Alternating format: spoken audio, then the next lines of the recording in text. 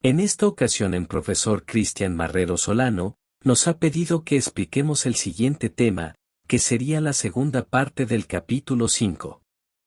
Por tanto, seremos Dorothy y yo Carlos, quienes los vamos a guiar durante esta lección, que hemos denominado modificaciones del material genético. Hola Carlos, comienzo explicando qué son las mutaciones biológicas, como errores del proceso que explicamos en la parte y del capítulo 5. Las mutaciones son cambios repentinos y permanentes en el ADN. Estos cambios pueden afectar la estructura del ADN, el número de cromosomas o la naturaleza química de los genes, lo que puede causar alteraciones. Algunas mutaciones pueden ser visibles en el aspecto de un organismo, fenotipo, mientras que otras no lo son.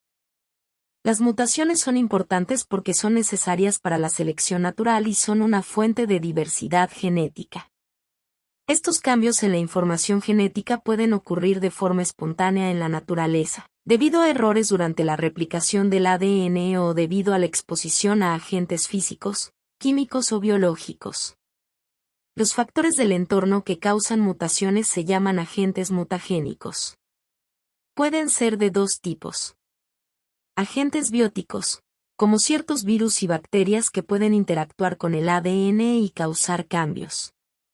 Agentes abióticos, estos incluyen cambios causados por la radiación, como rayos X o ultravioleta, radiaciones nucleares y solares, así como por sustancias químicas, ya sean orgánicas o inorgánicas. También las mutaciones se pueden clasificar, según donde afectan en el material genético. La mutación génica o puntual es una mutación que afecta a un solo gen, es decir, a una pequeña parte del ADN.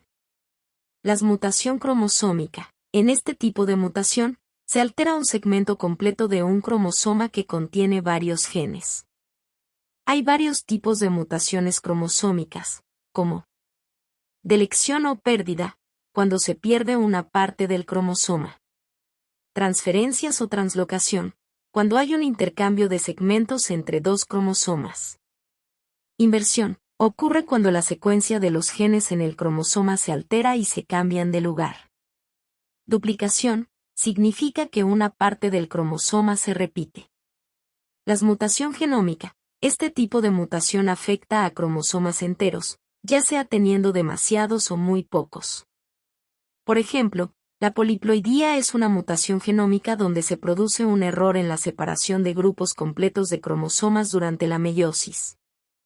Cuando un gameto con un número anormal de cromosomas se une con otro normal, el descendiente tendrá un número diferente de cromosomas. Los ejemplos de mutaciones cromosómicas son el síndrome maullido de gato, es una mutación en el cromosoma 5, donde falta un segmento, y la leucemia mielogénica crónica involucra la pérdida de un brazo del cromosoma 22. En el caso de las mutaciones genómicas tenemos algunos trastornos genéticos, como el síndrome de Klinefelter, provienen de problemas en la disyunción de los cromosomas sexuales, lo que lleva a una constitución genética XXY en hombres. También, el síndrome de Turner se debe a una no disyunción y se caracteriza por una constitución genética XO en mujeres. Cuando hay un cromosoma extra en el juego completo de cromosomas, como el cromosoma 21, se llama trisomía 21 o síndrome de Down. Ahora pasemos a otro tema, la biotecnología, que es un detonante gigante en esta gran revolución moderna. Antes de entrar en detalles sobre cómo se usa la biotecnología y cuáles son sus efectos, es importante entender de qué se trata. La biotecnología es una ciencia que utiliza seres vivos o partes de ellos para crear cosas que son útiles para las personas, como productos o servicios. La historia de la biotecnología se puede dividir en dos partes, la biotecnología tradicional y la biotecnología moderna. Estas dos etapas nos ayudan a comprender mejor su evolución. Estas son algunas aplicaciones de la biotecnología moderna o de ingeniería genética.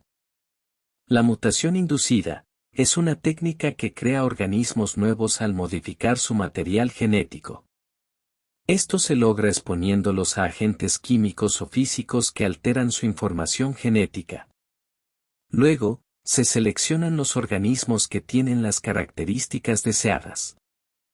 Los organismos genéticamente modificados, OGM. Los OGM, también llamados organismos transgénicos, son seres vivos cuyo material genético ha sido alterado mediante manipulación genética.